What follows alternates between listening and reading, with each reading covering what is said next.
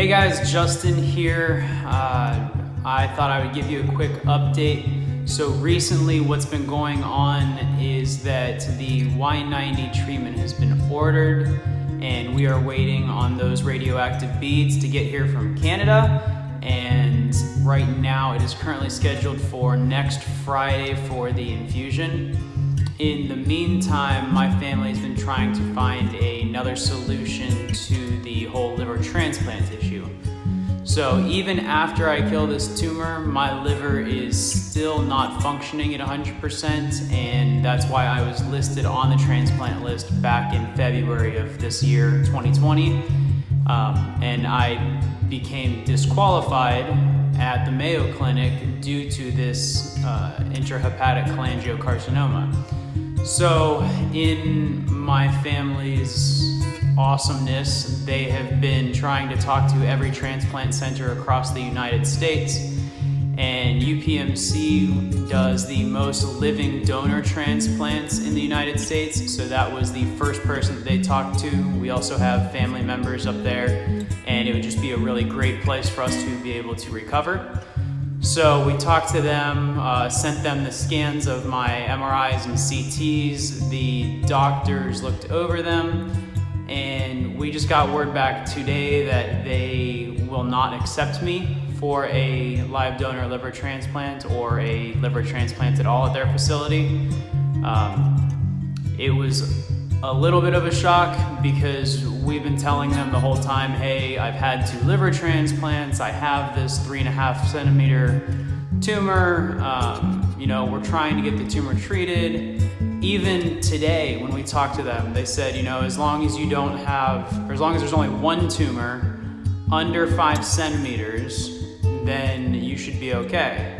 Then all of a sudden, 15 minutes later, when the coordinator called me back, she said that the doctor reviewed the file, and due to the fact that I have 2 liver transplants and this liver or bile duct cancer, that I'm not eligible for a transplant at UPMC. So kind of weird, kind of a shock, because they've known that information since the very beginning.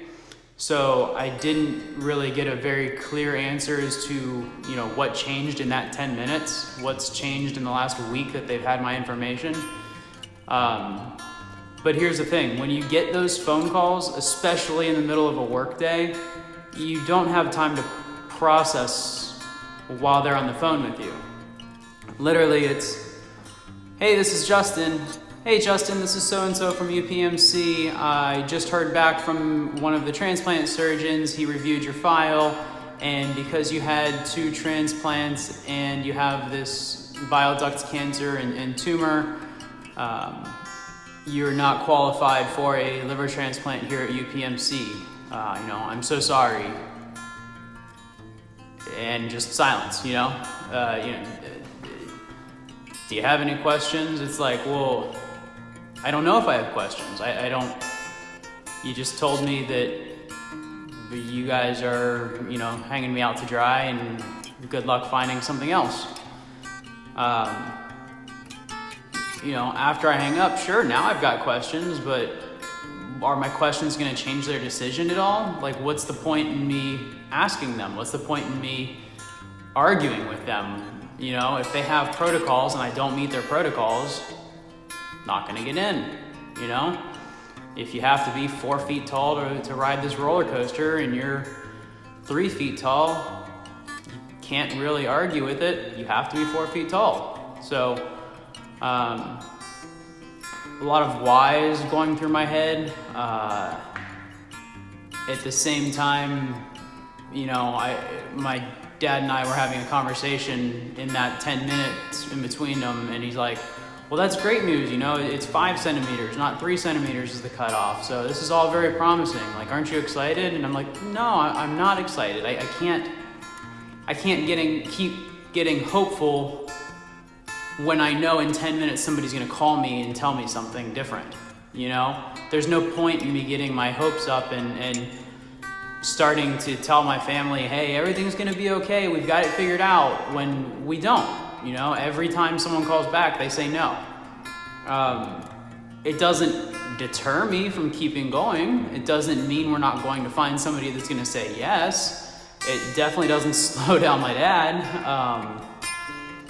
I'm going to do whatever it takes to find someone that's going to make all of this happen.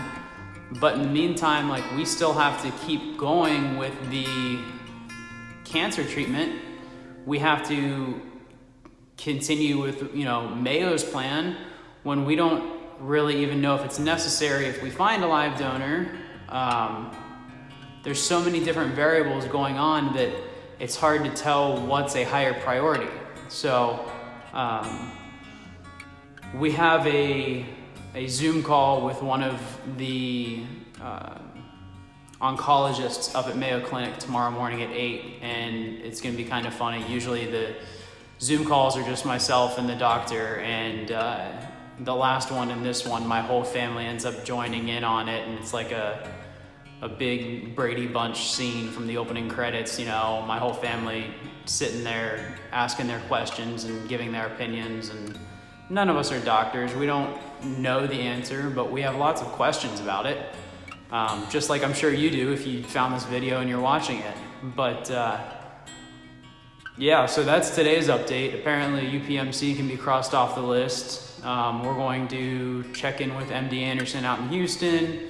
We're going to check with Duke. We're going to talk to, we have some connections here at Tampa General Hospital that we're going to talk to them and see who they know.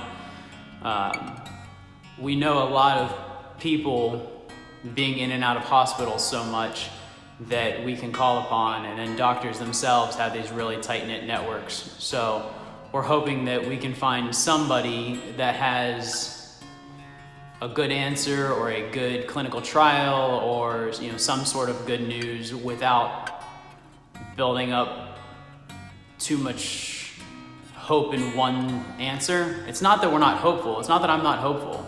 I know that we're going to figure this out, and I know we're going to make it work. I just don't know how we're going to get there yet. And so that's the biggest part of this whole thing, right? Everybody is trying to console me that it's okay, we're going to get this figured out. And that's not ever been my concern, ever in my whole life. I've never been worried that, will I get a liver transplant? Will I survive the operating table? Will I wake up tomorrow? That's never ever been a concern for me. It's more just we have to figure out how to do it, and we just gotta go after it, So yeah, it's kind of shocking when you hear no, or you hear we can't do that for you. Because to us, to non-doctors, right? What's the difference? What changed? But I know that it's a complicated case. I know that I've got a complicated medical history. You guys will learn that.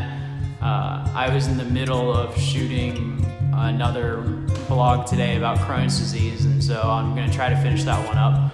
But with this phone call came in, I just thought I would stop and update everybody on that, and we'll see where we go from there. So I'm going to go ahead and get back to work because I have a lot to get done today. Thanks guys for watching. If you want to stay up to date, hit subscribe. If you think that you guys can gain some value from these different video clips about bile duct cancer, about PSC, about Crohn's, about all of these different things that you have to go through, to the different hoops you have to jump through to get answers, things like that. Hit that like button, and hopefully we'll see you guys next time. Thanks.